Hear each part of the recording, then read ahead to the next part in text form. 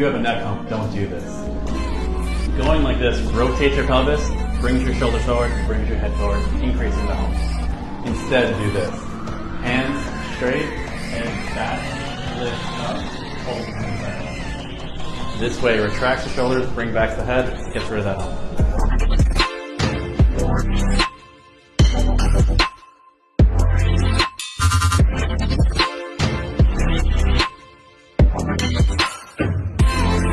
If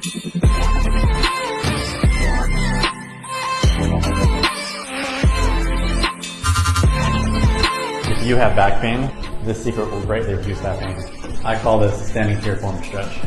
Leg over top, hands on the table, bend down, hold 30. You'll be able to sit all day with less discomfort and less low back pain.